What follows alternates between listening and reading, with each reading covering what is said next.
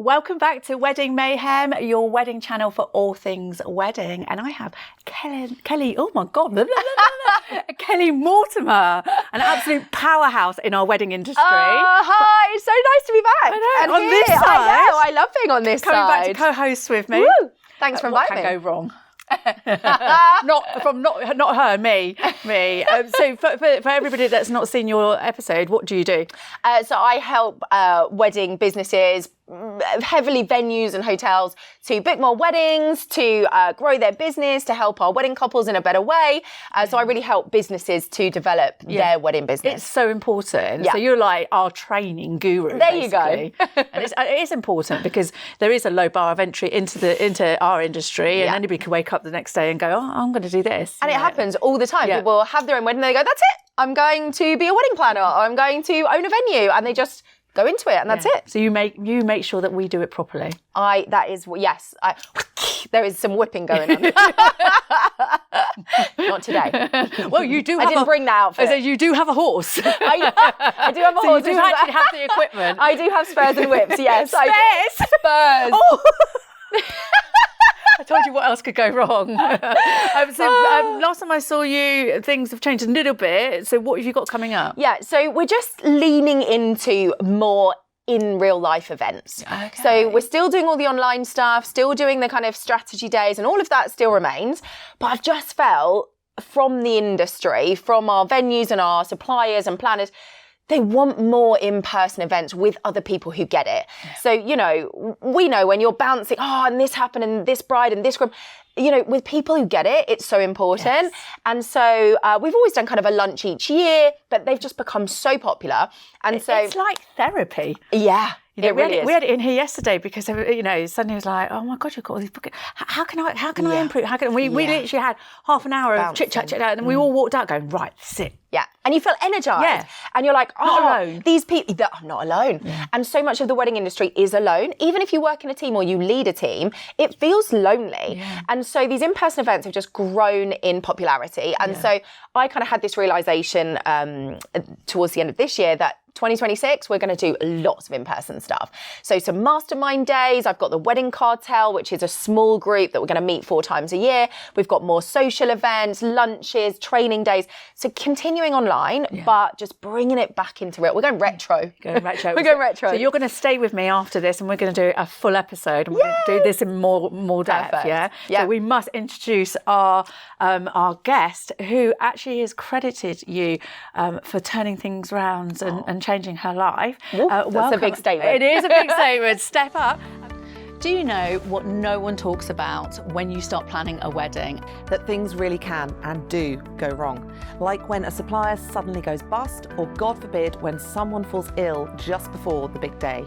Yeah, and that's why wedding insurance is so important. With Wedding Insure, you can help protect your wedding from the unexpected.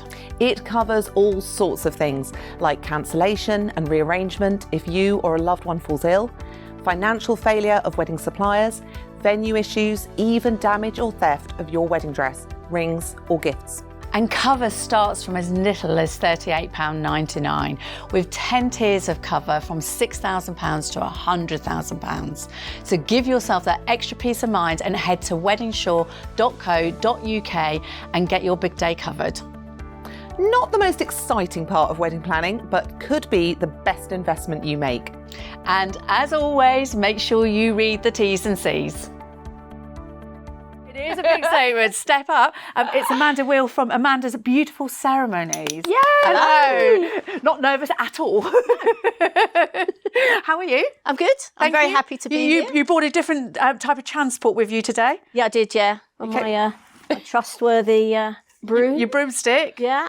My family We're out there today. My family would say that I have one anyway, so but we're going to we're going to talk about this. We are. It's trying to run away from you. But basically, who are you? What are you? And what do you do? So I am an independent celebrant, and I specialise in weddings, but I do baby namings, vow renewals, everything really. And a celebrant is somebody who celebrates life. So I officiate, I create ceremony. I'm a very creative celebrant. So I write the ceremony, I get to know my couples really well. I do a few funerals, but really I specialise in weddings, which is how I got to know Kelly. Yeah, fantastic. And how did this start? Well, there's a story behind it all. Yeah, I know. I'm trying not to cry. So, no, it's fine. It's fine. You did actually, when we were speaking to you on Zoom, I was like, right, be professional, because the story's beautiful. But it's a nice ending to the story, right? Yeah. And a lot of the time life is like that. So I was teaching, I'd been teaching 30 odd years. What age group? 11 to 18. Wow. Tough gig. Yeah, very tough gig. But I loved it. And I was head of sixth form, head of psychology, head of PE, head of, whatever was going. But most of my time was 16 to 18-year-olds. So it was great. And I loved it, absolutely loved it. But, after 34 years, things were changing. And at that time, I just thought, sometimes I'd be teaching quite high up and I'd be looking out and the world would be happening. And I'd be sat there and the kids would be doing a test or something. And 34 years is a long time to stay in one job, isn't it? But you move around schools and different, so you changed locations and... Yeah, I had promotions and I worked my way up and, I really loved it, absolutely loved it. But every now and then I'd be looking out the window, the kids are doing tests and watching the world, and think, education's so insular. The whole world is happening out there and I'd like to be a part of that world. And then I'd just go back to teaching. I didn't really think about it. I knew I wanted to retire early. Education was changing. And about 5 years earlier, I'd started reconnecting with my eldest brother because he's been estranged from the family for a while. And he was 11 years older than me. Right. And he lived on his own, but he had reconnected with the family. It was all good. But I was a person that used to go and see him all the time, most weekends, things like that. And it was all sort of happening. Everything was good. And one weekend, I just hadn't heard from him for quite a few days.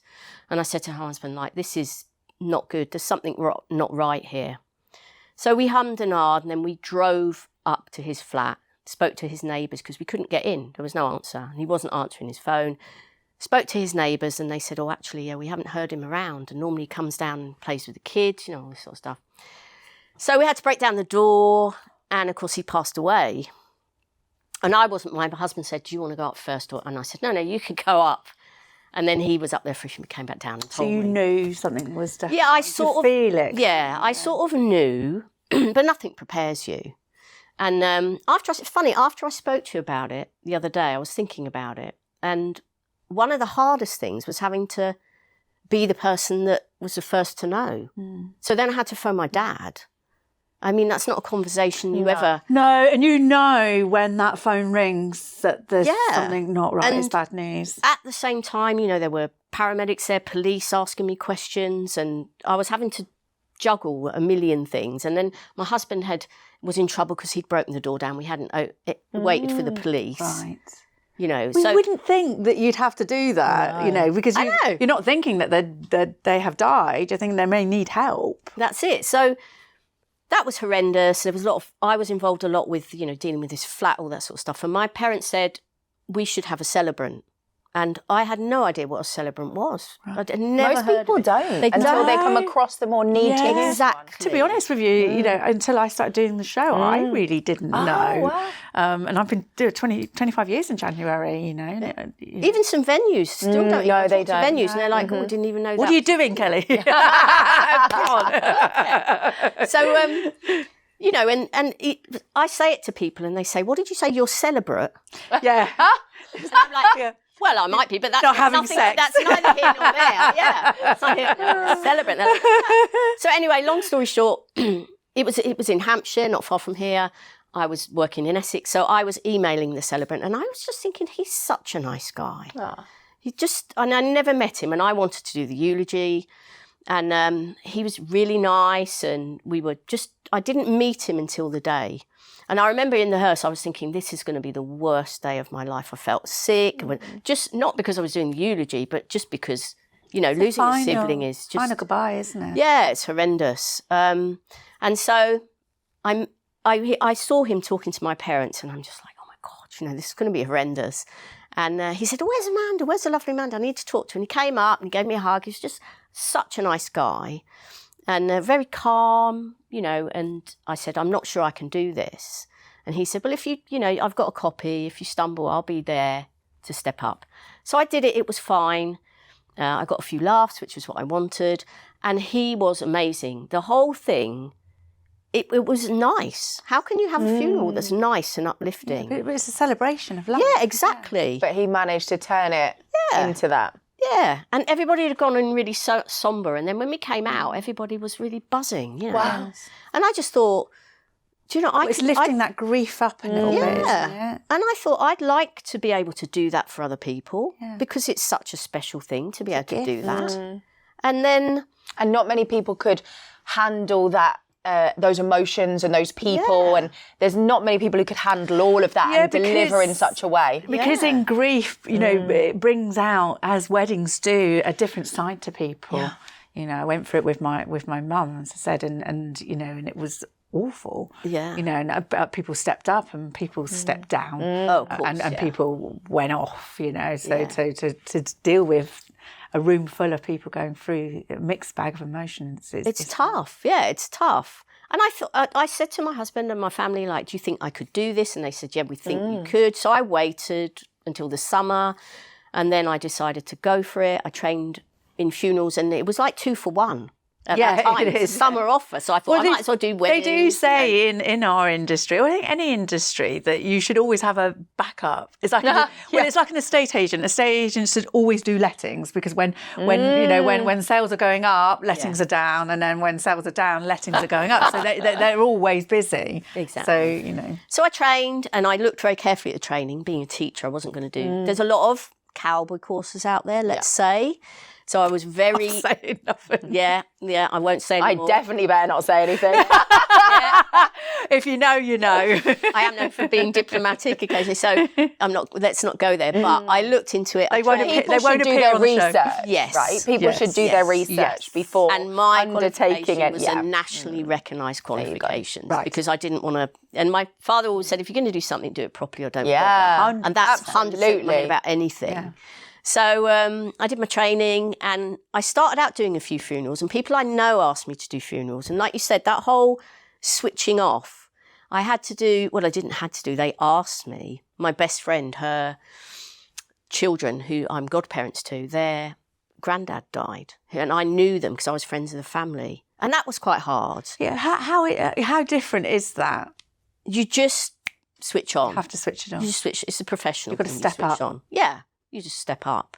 And I used to have to do that in teaching as well sometimes. Okay. You know, you go on automatic and it's just there. And you used to speaking out in public. Yeah. I mean, I used to do assemblies to 200-300 kids, 11 to 18-year-olds, 16, you know, it's not hard easy. To keep their attention. Yeah, yeah. I don't think I would go. You would, you'd be fine. Out with your whip. I was going to say the whip would be out again. Yeah. Let's bring back caning in schools. Yeah. Oh, God. Don't even. When I started teaching, Joke, don't send her the complaint. Listen, when I was at school, you know, the cane was there and you know, and I was caned. You know, it was across the hands at that point. But I remember it switching from across the butt to they used to still do it with the boys, but the girls they had to then switch it up to the hands. Oh my but a funny story about the caning is that it wasn't actually I was in trouble for doing it, but there was a reason why I did it, and I'm not going to tell you what it is. But it might have been a teacher being locked in a cupboard in a music lesson. Stop it. Well, she was in the wrong. She was a mean teacher. She wasn't mean. She just couldn't cope with the person. It was to do with. Oh my God! I'm actually telling you. Anyway, so the headmaster. So he knew the reason, but he had to punish us both. And he went right. He said, "Well, you can't get away with this." He said, "So what we're going to do is obviously we need to do the cane." And he put a book there, and he said, "When I hit the book, you yelp." When I hit the book. Oh wow! So because the other girl was sitting outside. Oh. So I didn't, and then you went out through the other door. Oh wow! Yeah. What a good man. Wow, love that. Mr. Bond, I love you. Yeah. Well done, Mr. Bond, if you're watching. I think he's dead. So how did the transition from funerals to weddings come about? It was all everything happened really quickly. So I said to you, first of all, there was Jim. He was the main man. Then I went to a wedding fair because I was going to look at a hotel. that had a wedding open day. And I thought, I'll just pop into a wedding fair and pretend I'm a mother of the bride or something, suss everything out. And I hadn't Undercover. Yeah, and I hadn't met you by then. And I'm a really bad liar. So after, I'm as honest as the day is long. So after I'd been to a few people and said, oh yeah, my daughter's getting married, I was like, I can't keep doing this. So I started talking to this woman and I said, look, I was pretending to be this, but I'm actually, you know, thinking of being a celebrant, blah, blah, blah. Anyway, she was there, but she ran a Women in Business network group. So she said, oh, come to my network meeting and we want people like you. So that was like, wow, this is, you know, I think when you start to take risks, opportunities open up doors and open. things just happen. And up until that point in my life was a bit, not rubbish, but, you know, I never had much luck. Nothing really would happen for me. I was just steady Eddie, you know, I'm just going to go down that Well, you're in a routine, that's why. Exactly. When you're in a corporate entity, I think that can be true for everyone because you just sort of turn up and do your job. You're the cog in the wheel, aren't you? That's it. When you start reaching out on your own, different things come about, different opportunities, different people. You make them happen, though. Because you walked in through that door. Yes. Exactly. Other people would have sat at home and gone, oh, it's a bit scary, or I'll just look online. You were like, no, let's get in the room. And that's why I always say to people, just go, try things. And they're like, well, it might not be for me. And I'm like, well, you don't know until Well, you know. this is here. So the conversations that we were having back and forth for a couple of weeks, it's like, and then you went, sod it, do it. You know, here you are. I got all her details and we arranged a time so I go to a network meeting. And that was a whole new, you know, I hadn't met you, so I didn't know anything about business at all, really. So I was like, wow, network meeting, what happens there? So I was like, deal with that later. So then I went to this hotel open day. And there was a little old lady came out like with the drinks and she said, oh, when's your wedding date? And I said, I'm a celebrant. She went, what? What's that? You know, like they do. So I said, oh, if you see the manager, if you see, I'd love to talk to him. I'm a wedding celebrant. So I got my little Prosecco, I was wandering around. And then all of a sudden this guy in a suit rushed up to me, grabbed my arm and he said, are you the celebrant? And I said, yeah. He said, we need a celebrant so desperately. So I was like, oh my God, I haven't even started. You know, like, what's going on? Like, today has just been whoosh, off the scale. Yeah. So he said, right, come and meet with me and whatever. So it was really near my school. Yeah. But had you done your training and everything Yeah, at I'd this finished point? my Yeah, so training. you were a celebrant at this point. Yeah, you're ready to go. Yeah, I was ready to go. I hadn't retired or anything yet, resigned or anything, but I was just, you know, paving and thinking, shall I do it now? I'll do a soft launch and here you are, full head in. Yeah. See what this is about. Yeah. So then I was meeting him after school. And the first meeting, I was thinking, oh, you know, I know nothing about business. And he said, oh, I have a business meeting. And I'm like, oh, yeah, okay. Like you do. Yeah, fine. Yeah, I'll be there. And I'm thinking, what should I wear? And I said, well, I'm, you know, coming from school. And I told school that this was what I was going to do. So honest me. So I didn't feel bad about it. And I thought, what do you say, you know, in a business meeting? Like, I had no idea. And I was petrified. Yeah. I think it was Richard Branson, wasn't it, that said, just say yes and then work out how to do it on the way. Yeah, 100%. 100%. That's what we did here. Fake it till you make it. Till you make How's it. that working out with your 5 million followers? Well, not too shabby. I mean, fake it till you make it, but you've got to back it up. And it's not fake though, because she's done the work. Yeah, that's why I asked you. It's not fake, is it? You're just working it out on the way. And we talked about brochures, pricing, and I was like, oh, I want to charge this price. And he was like, well, not yet. And he said, like, think about what registrars are charging and all this. And so I became his recommended celebrant. Yeah. Pretty much straight away, and his company had 2 hotels, so I'm still a recommended celebrant now. I do a lot of weddings there. I'm still in touch with him. I don't see him very much. Do you want to give it a shout out? Mark, his name is. He'll know. That's all I'm going to say. Okay. Mark, he'll know. And you know, I'm still in touch with him. Yeah, lovely. I do a lot of weddings at both, one more than other. That's dual respect. Yeah. Isn't it? He respects you and you respect Yeah. him. Lovely. You know, And I love it when he's, you know, if I email him and kind of say, what are you up to? You know, where have you been? And I know they follow me on Instagram and things like that, which is really nice. So he was the second person.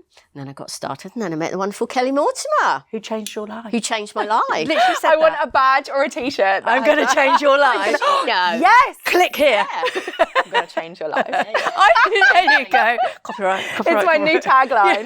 It's going on the website. But it is exactly what she said. And that's not the first person that said that. Oh, you know, that's so 100%. what is the difference between a celebrant and a humanist? Good question. Very controversial. Okay, It can be complicated, so let's keep it simple. Okay. So I'm an independent celebrant. Right. Okay. So an independent celebrant, whatever my faith is, my beliefs are, whatever I think about somebody's wedding, doesn't matter. I'm just there for them. It doesn't interfere with my work. If they want me to do something religious, that's fine. If they want me to dress up as a pirate, we'll talk about that later.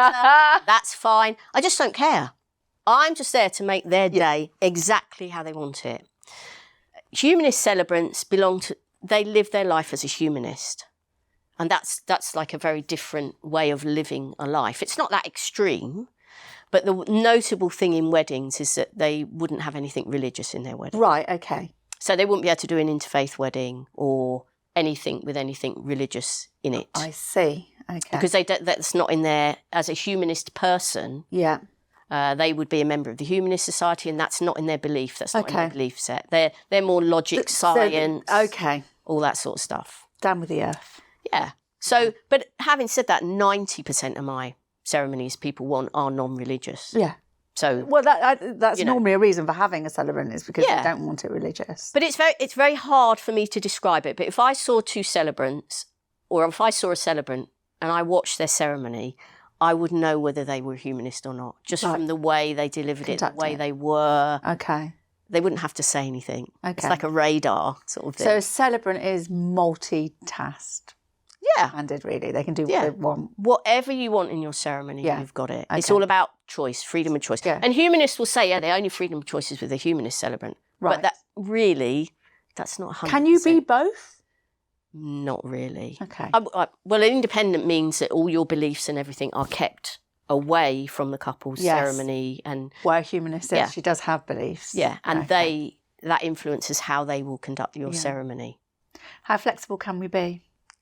Well, as an independent celebrant, anything goes. Anything goes. It's not about me, it's about the couple. Woohoo!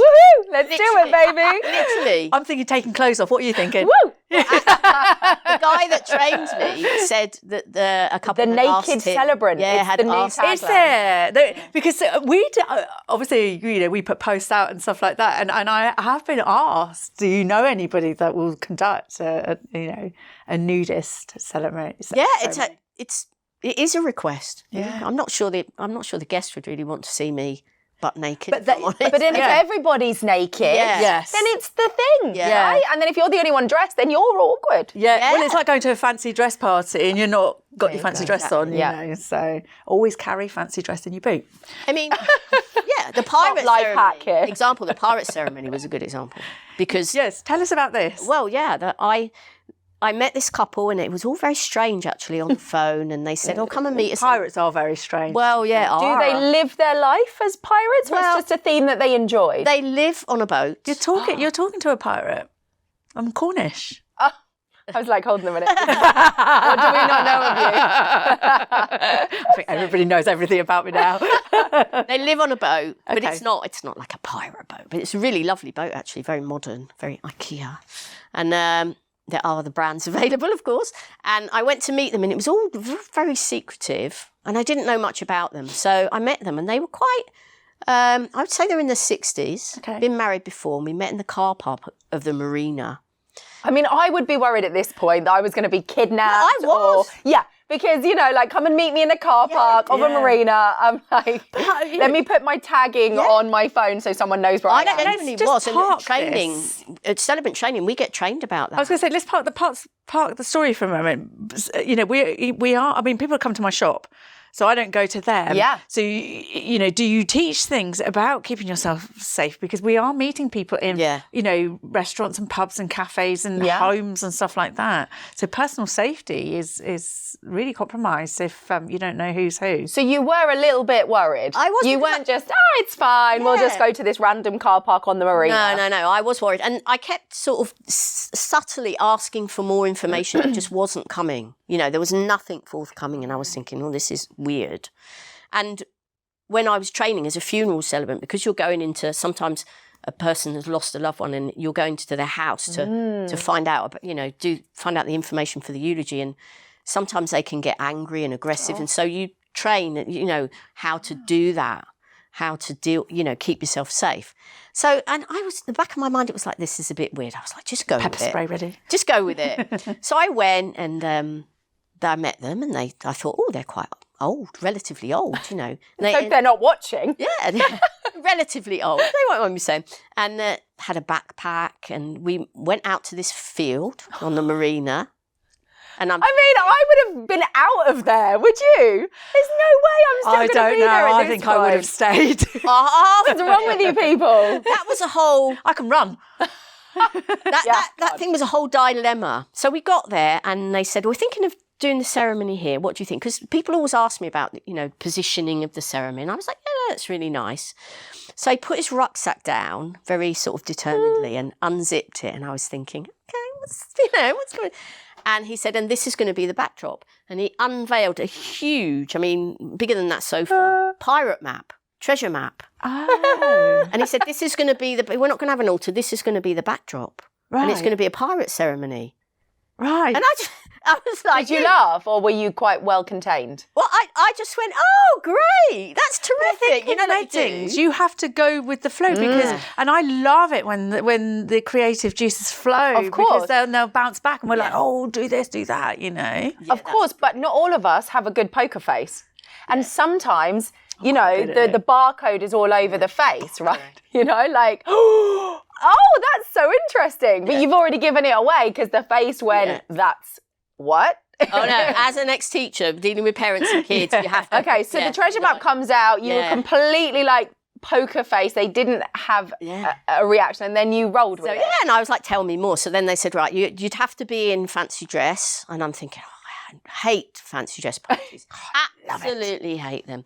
And they're like, we're going to have a guy dressed as a bottle of rum, and he's going to be running around during the ceremony. And then we're going to do rum in the ceremony. We're going to make it. So we're going to be... Yes, now I'm down with it. We want our daughter, because obviously they had grown up, because we want our daughter to do a hand fasting. I was like, great, that means I don't have to do it. That's perfect. Yeah. And I went back to their boat, and it was full of they said, we've been on Amazon. They had all the costumes, the hats, they had skulls that lit up, all this stuff in their thing. And I'm thinking, Amanda, are you going to do this? I don't know. No, I'm not. Yes, were I you am. actually going to do it there and then? No, I was just meeting them first. Oh, yeah, okay. Yeah. To know them. And potentially be kidnapped. Yes. And they had cats in their boat. She was a cat lover. I thought, well, she can't be a bad person then. I love cats.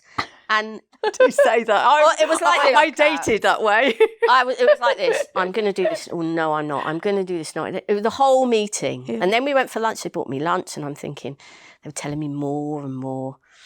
And they said, by the time I left, I thought, just, after everything I said to you, life's too short. I'd lost my brother, I'd lost my dad, I'd lost a couple of best friends. It's just like, when you lose people like that, you're just like, live every day. And we go back to what we just said. How flexible can you be and how different can you be? Well, this is it. Yeah. So by the time I left, I desperately wanted it. Oh, I love desperately. it. And she said, we've got a few other celebrants. And I thought, they're not really impressed. Maybe I didn't come across as very keen. So we've got a few other celebrants to interview. So we'll be in touch. So I thought, lesson learned. I should have been just totally enthusiastic. But It was a surprise, though. I think you handled it well. But the other two probably didn't turn up. Well, no. Or they ran away from the car park. Or they laughed or something when the treasure map was revealed. I got a phone call that night, and they said, we'd love you to do it. Oh, yay! And then I was like, oh, my God, I've got to dress, So I went to the shop, and obviously... I was actually a lot bigger than I am now, a lot heavier, and I thought all the costumes were like skimpy, size 8. I was like, did they have a remit of what they wanted you to be dressed as? No, they didn't specify, but it had to be a pirate. Because all I'm guests, thinking, pirates, everything. Oh, everyone was dressed up. Everyone was dressed up. You don't know outdo the bride. Well, that was. There was no way I could have what she had? Yeah. Oh, okay, no perfect. way. I mean, there was no way I could have outdone either of them. Trust me. And I thought, I'm going to look pathetic. This is going to just be the worst thing, and I'm going to look like ginormous. Anyway, I managed to find this costume, and I put it on the mirror. I was like, oh, hello. I actually look quite hot. You look good. I never looked like that. Did you have a tattoo? Yeah, I have a fake one. Yeah, brilliant. Yeah. Love it. I had a fake We'll one. pop the picture up somewhere. Yeah, fake tattoo. And it was incredible. And they said, you have to do shots during the ceremony. What can go wrong? Luckily, I'm a drinker, but I wouldn't normally do it. And I said, okay, I would do the last one with you. Yeah. Because every time we mentioned rum, the man dressed as rum would get up, run around, and everyone had to do a shot of rum. Right. And we sang sea shanties. Oh, I love it. You know, there were sheets with the words on and all this sort of stuff. It was crazy. So fun. Yeah, it was great. Well, if you're going to do it, you're going to Go full step hog. right in. 100%. Oh, yeah. All or nothing. Yeah, All or nothing. exactly. I mean, if we're doing a pirate-themed wedding, we're not half-arsing this, right? We're going for it. Did they have walk the plank? They had all sorts of things. And actually, they had carpenters and they built like a wheel of the big wheel of a boat, and there were steps. And I had done a wedding for a woman that worked in film and TV PR. Right. And as a kid, I used to collect autographs. And I liked to give couples something nice, special for their wedding. So I got in touch with her and I looked on the company she worked for, and lots of the people she worked for had been in Pirates of the Caribbean, English actors, quite famous. And so I contacted her and I said, look, I'm doing this wedding. I need to get hold of Johnny Depp. I would love. What, Stop. physically get hold of him or his signature? I wish. And it was before all of the, Yeah. So, Definitely not celibate now. yeah. So she said, well, obviously he's not on our books, but he's got 2 agents and I can give you their address. Yeah. So I wrote to them and I said, I'm doing this wedding. They're obsessed with pirates, So, and could I have a signed photo or something? And I did it about a year before the wedding because, these things take Yeah, a long time. Yeah. And lo and behold, I got sent one. No way. That's amazing. That's stepping up beyond the remit. Extra mile. I always do. Something special. How was their reaction to that? Shocked. Yeah. Absolutely. I actually gave it to them before the wedding because I thought it's more impact. Yeah, yeah. So I think the day before, because I stayed over because obviously I was going to have some drink and they wanted me to party, which I don't normally do, but I just thought... It's different this one. It is very different. It's different. And so I went the day before and got there early and I found them. They were setting everything up, because it was a DIY wedding. And I gave it to them then. It's really nice, really nice. I love that. Weddings can be quite emotional, not just because of the day, but what's going on in the lives. How do you cope with that? Because I would be an emotional wreck. Professionally, you learn to deal with it. Yeah. But actually, when I was training, they said, it's not a bad thing because it shows you're human. So I'd be there going... No, I'm not that bad. Sometimes, I get to know the couples really well. Yeah. I'm like a friend. That it's a really special relationship. And the other day I was thinking about it. It's really parallel actually, because as head of sixth form, the kids are with me for 2 years. And I'm their cheerleader. I have their backs. I have difficult conversations with staff for them. I'm 100% team student. And most couples, it's about a 2-year relationship. It's the same. If they're having issues with suppliers, I can step up and have a conversation very subtly. I've got their backs all the time. So, when I first meet them, we don't really talk about the wedding. We just get to know each other. So we become friends. I'm still friends with all of them now. So sometimes during the ceremony, especially when they do their own vows, I've helped them write them. So I know what's coming. Oh, great. Okay. Do you do them separately or together? Do they know what's coming? No, not with the vows. I love that. Not with the vows. Much more impactful that way. Yeah. It sometimes gets a bit awkward when one of them writes, 5 lines and the other one's written War and Peace. It's always him. Yeah. Well, not necessarily. And then they say, oh, is mine really shorter than the other, And So will you get them to go, you need to add a bit more? Yeah, you need to add subtly. a bit less. Okay. I don't say, 5 lines is shit. Really, yeah, I'm subtle. And what would you do? You would definitely go in, would you? Oh, yeah. I'd be like, this is not an acceptable amount. And this is just unacceptable. And so we're going to need to, but then I'd probably, what you do, give them questions to make them think, I should be writing about that, or how we met, or how I feel, or the first time I knew, or... Yeah, I have. You help them, exactly. This is why it's important to get to know them. Yeah. Right. So, to pull you those can't stories just turn out. up on the day and go, right, where is it? You've got to build that relationship. So I would say that you've probably got a longer relationship with couples than probably anybody in the industry. Yeah, I mean, sometimes they've chosen their venue first if they've got a planner, but apart from that, absolutely. Definitely. Yeah. And I do have like a fails. Couples find it really difficult to write their vows. So some celebrants will charge extra to do that. I don't. My packages, everything is included. Wow. As my mentor will tell me, make it easy for them to buy. So, I talk to couples, they're like, how much extra is that? I'm like, it's not, everything's included. How much extra is that? I'm like, and this is it. We're going to have a chat about cake later in the next episode. But it's... Which is much more controversial than it may first seem. she's gonna kill me. But it is the hidden extras, and then suddenly it's like, well, how much is that? Well, how much is that? The assumption of couples is something to do with that as well, that they're getting everything in. But it's great that you do that. So you do get emotional sometimes, and sometimes I pause when they finish their vows. Like they're emotional, and I pause. And I say, oh, God, I get a bit emotional there. And, guests love it. Yeah. It's just, you're only human. Yeah, hits you. It's genuine. And obviously when I married 2 ex-students, that was quite emotional as well. So, sorry, tell us the story. 2 of my former students, 6th formers. Wow. A lot of my students follow me on Instagram now. And because when they went to university, I stay in touch to help and everything. So, and they knew I was going to do this. The ones I was teaching knew I was going to retire to do this. This is a credit to you. Yeah. Because who would get in touch with their school teachers? And can you do my wedding? Yeah. Like, very few. Yeah, very few. So I saw this couple had got engaged and I was like, please. But I wasn't going to say, oh, I'll do your wedding. No. Just think, no. Yeah. They have to come to you. Please, but they probably felt really comfortable with you. Yeah. Oh, yeah. I had a lovely message from them. They said, it's just an absolute no-brainer. There's only one person to do our ceremony and it's you. And I was like, thank you. Oh. And it was just lovely. And so that was really emotional. Yeah. And I remember I obviously knew that they were really nice kids and I knew them very well. I was the head of 6th form and I taught them both as well. So I knew their parents. Were they together at 6th form? Yeah. As a couple? Oh, yeah. Oh. Yeah. And they both then became teachers as well. Wow. Currently teachers. So I knew their parents and, funny things happen. Like I was walking across the courtyard to go and speak to the groom and all the lads are out there, with their beers. And one of them went, all right, man's come in, put the beer away. And Smoking behind the bike shed. I said, where's mine? I said, forget the man bit now. Yeah. And he was really nervous. So I can get touchy-feely with grooms in a nice way because it's really reassuring. Do you know what I mean? Should we cut that bit No, out? I shouldn't have said that. I actually think it's down to us because we both laughed at the same time. I'm innocent. She's the innocent one. It's our mucking face.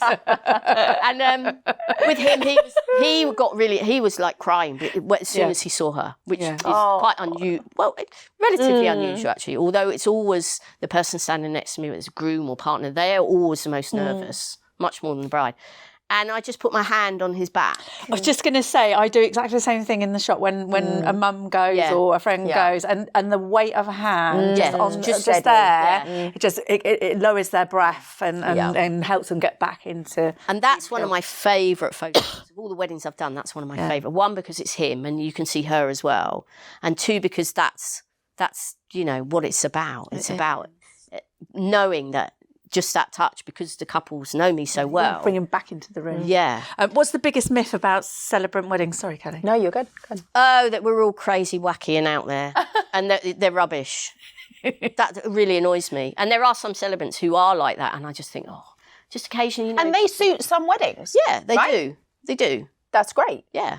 Some couples do want that. And when I did the pirate one, I thought, this is going to be, all my weddings are going to be themed. But actually, if you see my gallery on my website, you would just think it's a normal wedding. Most of them are really normal, but it's the details and the little personal touches that make it special. And it's so brilliant when you talk to a couple.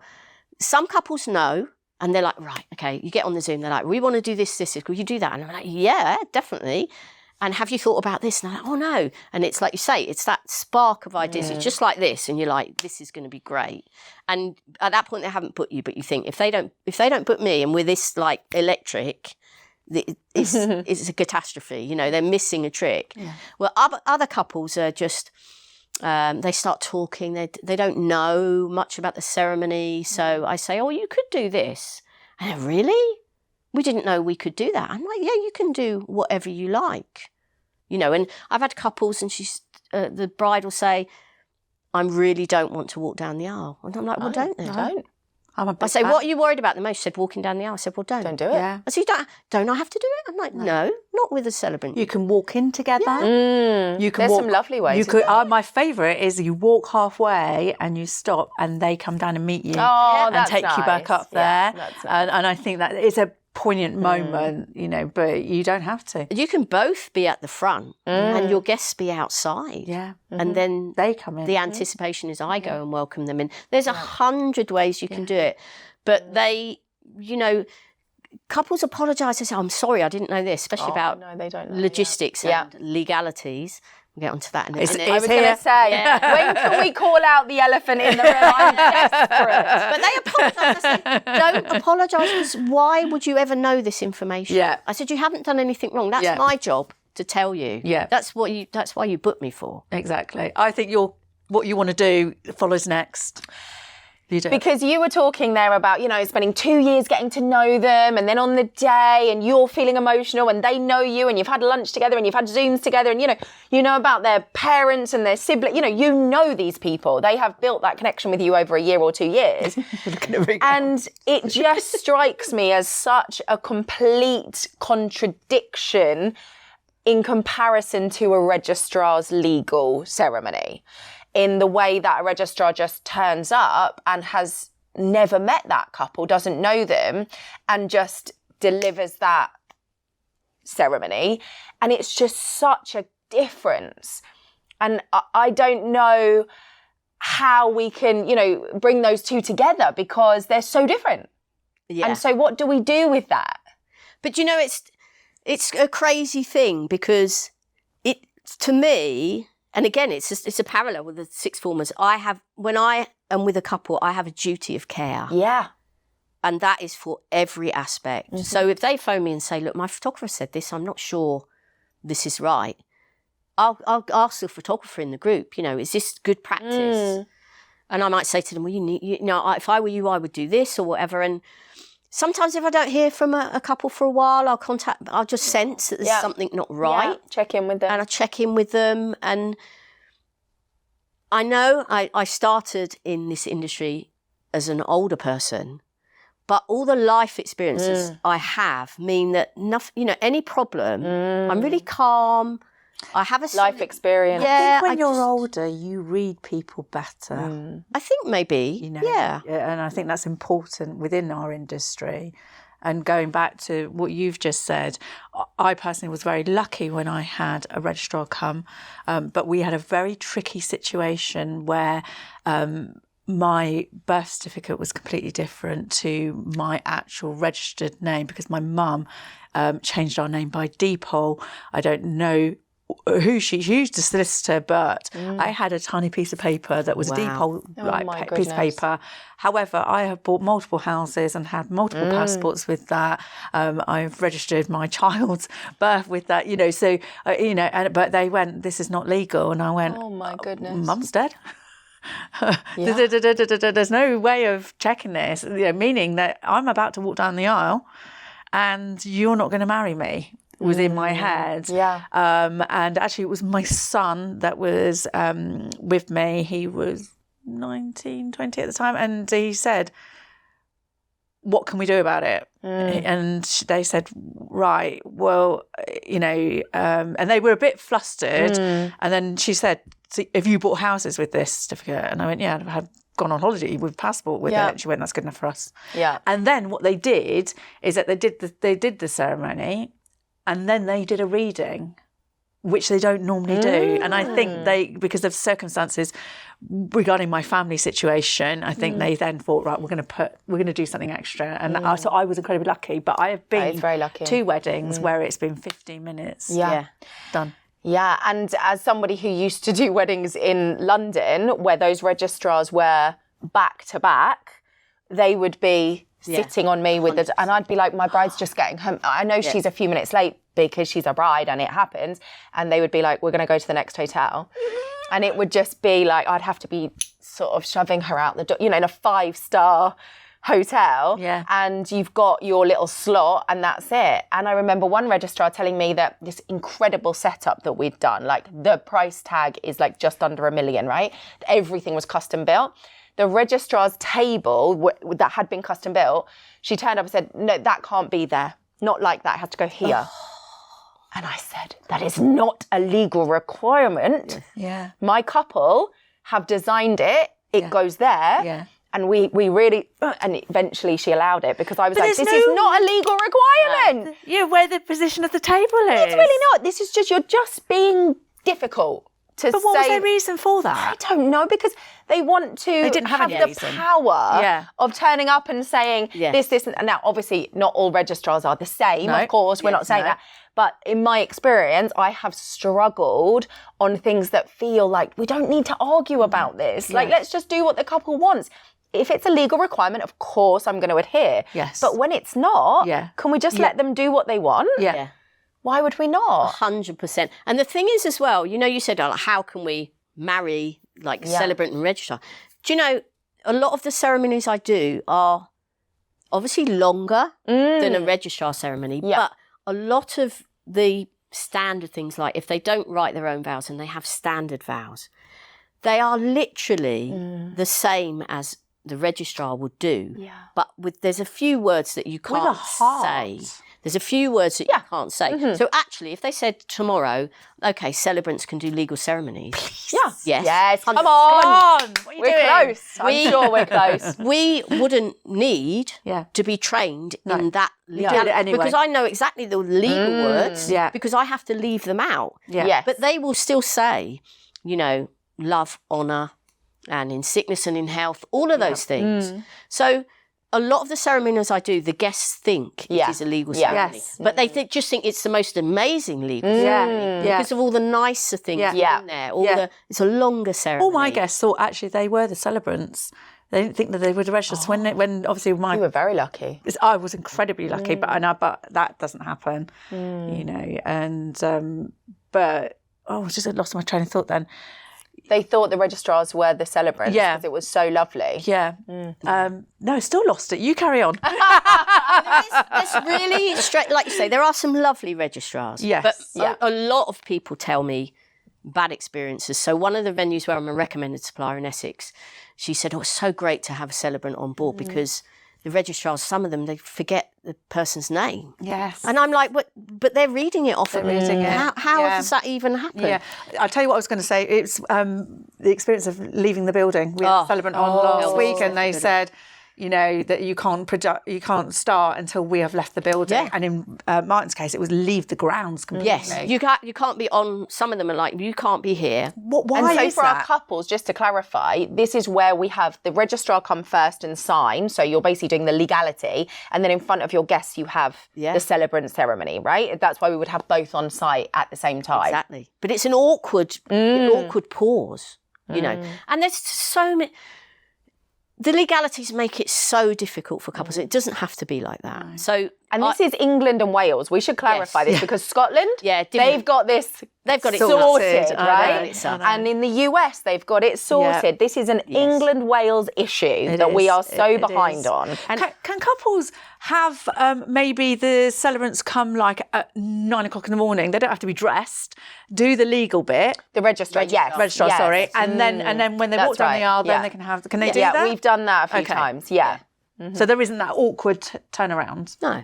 Okay. But mostly they want to feel like the whole ceremony is the same thing. legal Yeah. Yeah, so we're dressed and we're ready and we sign and then we move into. But I've certainly done it with couples where they've literally signed. I mean, so I'm saying it like that because it's the technical part with the registrar. Yeah. In my office, Yeah. no one's dressed, no one's got makeup on. It's literally a witness in my office. We sign it, we say the words that need to be said, and we move on and we go and get ready. Yeah. And then I love that. a celebrant And comes I think in. that takes the pressure off Yes. people too. So the legality is done. Yeah. And then we enjoy and we Yeah. get ready and off we go. And that as well is much easier because your registrar, sure, 9 o'clock in the morning, easy. Because that's the other thing, our couples can't often get the time they want. Yeah. So they want to have a 2 o'clock ceremony, but that isn't available with the registrar. Yeah. And so you've got this whole coordinating with the venue availability and the registrar availability. It becomes another added It's stress. more complicated. Yeah. And, you know, it's actually quite outrageous that some every registry office in the country has to, by law, offer a statutory civil ceremony. Okay, it's £56. Right. And that is because the law of England and Wales wants people that haven't got a massive budget to have a legal wedding, you know, because it's good for society, all that sort of stuff, right? So we have then a little game that goes on. So one registry office, not far from me, only offers that on a Monday afternoon. Right. Oh, that's not You right. can do it on Tuesday, but you'll have to hire a room for £300, £400. Whoa! Oh, yeah. There's a lot of naughtiness. Because the councils need the money, right? Because they're now thinking, well, how can we make a few hundred quid extra? So I actually lost a couple because of this, because I'd met them, they paid a deposit, they wanted me, but they wanted their legal ceremony on the same day. Yeah. And I do understand that, because our couples want the same date. Yeah. And that's what I had with some of my couples. We're like, we've got to have both on the same day. So the date, we're never feeling like there's two dates. Catherine Celebrant was on here and she said, you know, and she made it so clear, is that when you have a baby, you have the day it was born, but you don't, and then you go and register it on a different day. Yeah, true story. And actually, a lot of my couples don't care. No. Yes. Then they go, I say, when's your legal ceremony? Because it makes a difference as to what I say in the ceremony. If they've had their legal ceremony, it's a lot easier. If they haven't, legally I have to be more careful about some of the wording I use, right? Obviously. So they're like, oh yeah, we've done that. It was just signing papers, which it is just, and they always say, nearly every couple I've had will say, our anniversary is on the day of our ceremony. Yes, with you, absolutely. which is lovely. And I never say... The wedding day. Yeah. So to them, it's, you know... He was waving frantically me 10 minutes ago, saying that we're running out of time. But I want to talk about what you've brought with you.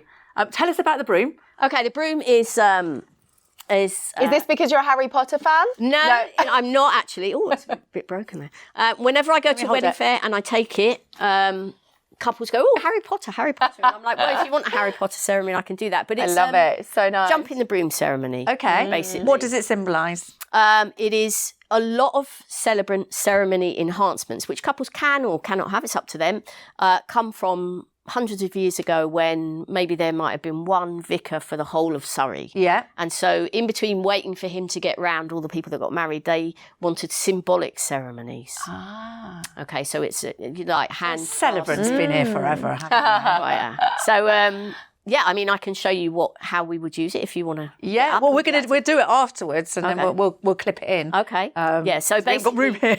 You it's ribbons and everything. Okay. The couple, family can put ribbons on it, but people tie messages on it. I love guests it. tie messages of love and all that sort of stuff. And during the ceremony, at the end of the ceremony, somebody comes and puts it behind you. And what you would do as a couple is you would you'd face your guests and sweep away the past with it. Step into the future. And then you put it on the floor and you jump over it to, they say marriage is a leap of faith. Yeah. Right? So I say, are you ready to make this leap of faith? And we do a big countdown. Yeah. And all the guests that's really nice. involved. I love that. And you can get, if there's kids there, they can lift it up a little bit and have a bit of fun, or the guests can lift it up, or I can lift it up. So and what else have we got on the table? this is one of my most popular ceremonies is with ribbons. And as with these enhancements of ribbon, there's about 30 different colours of ribbons. They all have different meanings. Okay. So couples can just choose them to match their colour palette. Is this for hand fastening? Well, it's tying the knot. Hand fasting is really a massive ceremony. Yeah. The couples say, oh, I'd really like a hand fasting. So when I explain that you have to honour air, fire, water, earth, they have to walk in at a certain compass point to do a proper hand fasting. wow. Quite often people do it at Stonehenge, things like that. It's a really long ceremony. Really? I didn't complex, know that. which is why it's in my VIP package, because it's a lot of extra work and a lot of guests involved. I actually had a bride a couple of years ago, and I think her dad and her granddad had died quite soon after each other, and they actually made ribbons out of their shirts and stuff like that, and every one of them had a ribbon in the congregation, and then got up and put it over their hands, and that was lovely. And then the vicar, whoever tied it. So you can that's tying the knot, and you can do that. I did a ceremony once with 10 ribbons, and a lot of the guests chose ribbons, and I gave them the colour meanings, the colour chart, and with every time they came up and put the ribbon over, we explained what it meant, what the ribbon meant. that's and nice. then So tying the knot and hand fastening are completely different. Yeah. Yeah, but tying the knot is a lot more modern. It's people don't generally, unless they are really, really spiritual, they don't want a ceremony that goes on forever. No. And tying the knot is fun. Yeah. And couples the guests are just captivated because they've not seen it. They have no idea. Not going to get. And then when they tie the knot and it's like, and it goes into a knot, it's photogenic, it's Instagrammable. Yeah. And they it makes a lovely knot that they can then frame. And it's obviously the knot is stronger. Yeah. And it's a coming together because the different ribbons represent each person. Yeah. And that's super nice. there's loads of really spiritual enhancements you can have. And what's this? Oh, these are the certificates. Now, I've seen when I was training, I saw some wedding certificates, like commemorative certificates. Obviously, they're not legal. Yeah, because have you been told off for this? Oh, yeah. Really? Yeah. Registrars again telling us off. Okay. So I'll tell you about that in a minute. So we might not have a minute. So basically, I thought, it's just a bit. It's a wedding thing. Why are celebrants using paper certificates? Yeah. It's a bit naff. So I have a calligrapher who does these sorts of things for me. Lovely. Frame them. Yeah. And it does say about the legal bit there. So if you wanted to have a big frame. Yeah. Because the ones that you have, like, from the registrar or from church, you can't really frame those. You have to put them away because you need them for legal. They're in the filing cabinet. In the filing cabinet and stuff like that. So, it's all about choice. So you can have your full names. These are actually, that's not printed. These bits are printed, but that's a calligrapher does it by hand. Do they sign these on the day? Yeah. Nice. Because isn't this a thing? I might be wrong here, but somebody told me that actually nowadays with registrars, you don't have a book. Some of the registrars don't have a book that is done digitally. Yeah. So they sign this. I have a very, very posh pen that goes with it. No, it's really nice. It's a proper stand and everything. It's all about choice. There's 14 different types of card. I love it. They can have first names, full names, and it's all about the photos. So usually they say, we'll just have 2 witnesses, and we do the photos. And because it's so chill and relaxed, I say, do you want some of the kids to come up with you? Do you want your auntie to come out on a photo? No, can we? I'm like, of course you can. I love that. So they can all come up, they have photos and just relax, and if necessary, I talk to the guests while they're doing that. And then when they're ready, I say, "Okay, you ready now? We're going to do the recessional where you get up and walk down the aisle." And I love that. We're ready. Right, we're going to round up. Any final word? Not really, no. Book her. Definitely book her. Yeah, book me. Where can we find you? My Instagram is at Amanda's Ceremonies. Everywhere else, TikTok, YouTube, and Facebook, I'm Amanda's Beautiful Ceremonies, and my website is amandasceremonies.com. Fantastic. Where can we find you?